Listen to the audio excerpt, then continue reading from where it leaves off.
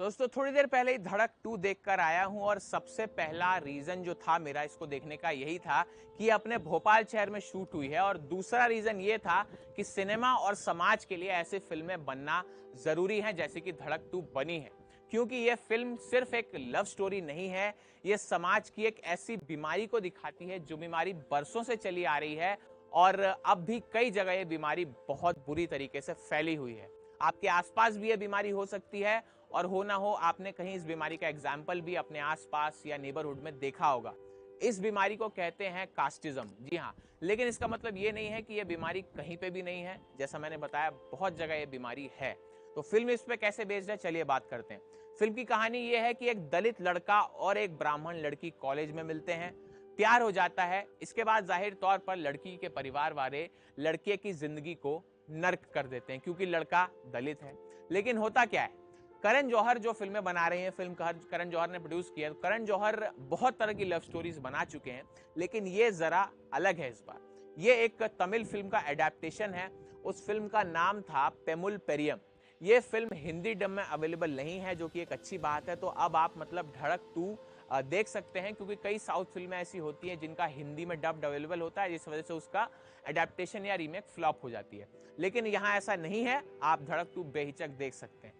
और आजकल कई लोगों को इस बात से बहुत प्रॉब्लम होती है कि रीमेक है, लेकिन अगर रीमेक असरदार है और अगर रीमेक एक ऐसी बात कह जाता है जो कहनी जरूरी है, तो मुझे ये लगता है कि भाई रीमेक बनाओ, अच्छे से बना रहे हो तो बना लो।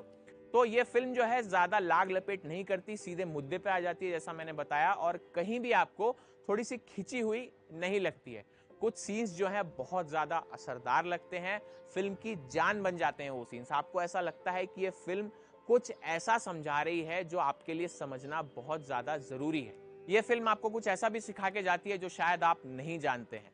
परफॉर्मेंसेस की बात करें, एक्टिंग की बात करें, तो सिद्धांत चतुर्वेदी ने अपने कैरियर का सबसे बेस्ट परफॉर्मेंस यहां पर दिया है। मुझे लगता है गली बॉय के बाद ये उनका सबसे बेस्ट परफॉर्मेंस है। एक दलित लड़के के किरदार को उन्होंने जिस तरह से निभाया है वो कमाल लगते हैं। एक्टिंग स्किल्स काफी उनकी लेवल बढ़ गया है। एक डरा हुआ सहमा हुआ सा लड़का, और कुछ लोगों को तो ऐसा लगेगा भी कि सिद्धांत इस तरह से बिहेव क्यों कर रहे हैं, क्योंकि उनका किरदार ही वैसा है। उन्हें बहुत दबा कुचला दिखाया गया है और इस किरदार के साथ सिद्धांत चतुर्वेदी बहुत ज्यादा न्याय करते हैं। बहुत अच्छी एक्टिंग की है उन्होंने। जब गुस्सा दिखाते हैं तो भी सिद्धांत बहुत शिद्दत से दिखाते हैं, और जिन सीन्स में वो पिटते रहते हैं लोगों से, इस सीन्स में भी आपको ऐसा लगेगा कि बेचारे को क्यों मार रहे हैं, दया आ जाएगी आपको सिद्धांत पर। और ये बताता है कि सिद्धांत की एक्टिंग स्किल्स कितनी इंप्रूव हो चुकी है। अब तृप्ति डिमरी की बात करूं तो तृप्ति डिमरी से बहुत लोगों को शिकायत थी कि तृप्ति डिमरी अब वैसी फिल्में नहीं कर रही जो पहले करती थी, जैसे कला हो गई, लैला मजनू हो गई। तो इस फिल्म में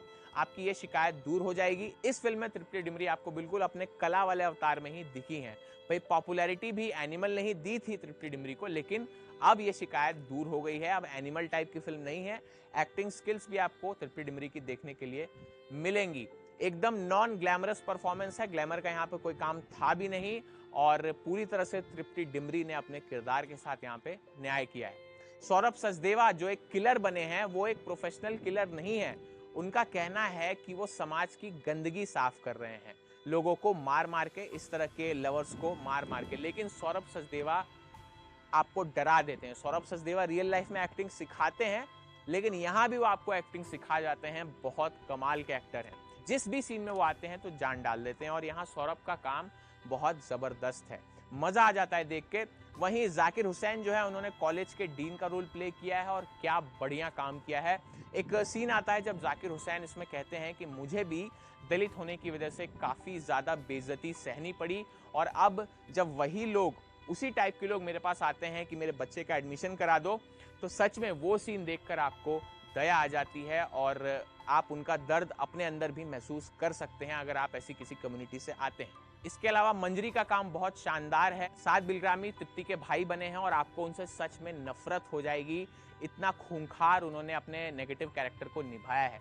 मतलब आपको ये लगने लगता है कि ये बंदा जो है सिद्धांत चतुर्वेदी के पीछे इतना क्यों पड़ा है, क्या ये इसको मार के ही दम लेगा, और आप कहानी से पूरी तरह से कनेक्ट हो जाते हैं। इस फिल्म की राइटिंग की बात करें तो इस फिल्म को लिखा है राहुल बाड़वेलकर और शाजिया इकबाल ने, और शाजिया इकबाल ने ही इसका डायरेक्शन भी किया है, और इसकी राइटिंग में बहुत दम है शाजिया इकबाल के निर्देशन में।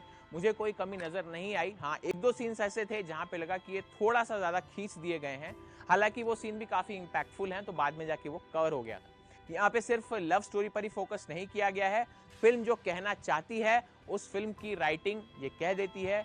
एक एक सीन ऐसा लिखा गया है कि आप पूरी तरह से कनेक्ट कर जाते हैं, और यही इस फिल्म की ताकत है कि ये फिल्म महज एक लव स्टोरी बनकर ही नहीं रह जाती, ये उससे कई गुना आगे चली जाती है, एक संदेश दे देती है। और म्यूजिक की बात करें तो फिल्म का म्यूजिक भी बढ़िया है, कनेक्ट करता है। खास तौर पे जो टाइटल ट्रैक है वो मुझे ऐसा लगा कि पूरी फिल्म में थोड़ा थोड़ा थोड़ा करके दिखाया गया है, एक जगह ऐसी रखनी चाहिए थी जहाँ पे पूरा सॉन्ग एक बार में दिखा दिया जाता।